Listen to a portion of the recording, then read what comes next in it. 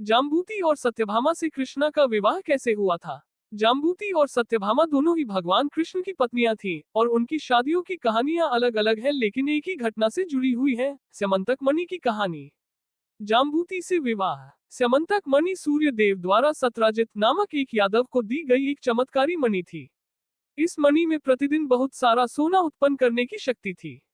एक बार सत्राजित का भाई प्रसेन मणि पहनकर शिकार करने गया, जहां एक सिंह ने उसे मार डाला और मणि छीन ली। फिर जाम्बवान नामक एक भालू ने सिंह को मारकर मणि अपने पास रख ली और अपनी बेटी जाम्बूती को खेलने के लिए दे दी। जब प्रसेन वापस नहीं लौटा, तो सत्राजित ने कृष्ण पर मणि चुराने और प्रसेन को मारने का झूठा आरोप लगाया। अपने ऊपर लगे कलंक को मिटाने के लिए कृष्ण मणि की खोज में निकले। वे जंगल में जाम्बवान की गुफा तक पहुंचे और वहां उन्होंने जाम्बूती को मणि से खेलते हुए देखा।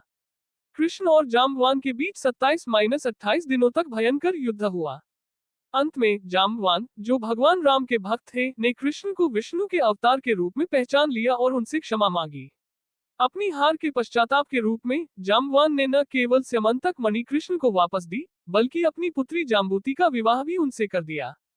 सत्यभामा से विवाह। जब कृष्ण मणि और जाम्बूती के साथ द्वारका लौटे तो सत्राजित को अपनी गलती का एहसास हुआ और वह बहुत शर्मिंदा हुआ। अपने अपराध का प्रायश्चित करने के लिए सत्राजित स्वयं कृष्ण के पास गया और उनसे क्षमा याचना की। उसने न केवल स्यमंतक मणि कृष्ण को वापस देने की पेशकश की, बल्कि अपनी पुत्री सत्यभामा का विवाह भी उनसे करने का प्रस्ताव रखा।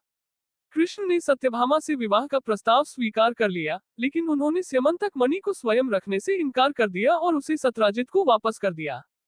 इस प्रकार जाम्बूती से कृष्ण का विवाह तब हुआ जब उन्होंने स्यमंतक मणि प्राप्त करने के लिए जाम्बवान को पराजित किया और सत्यभामा से उनका विवाह सत्राजित द्वारा अपनी गलती के पश्चाताप के रूप में किया गया प्रस्ताव था। दोनों विवाह स्यमंतक मणि की प्रसिद्ध कहानी से जुड़े हुए हैं।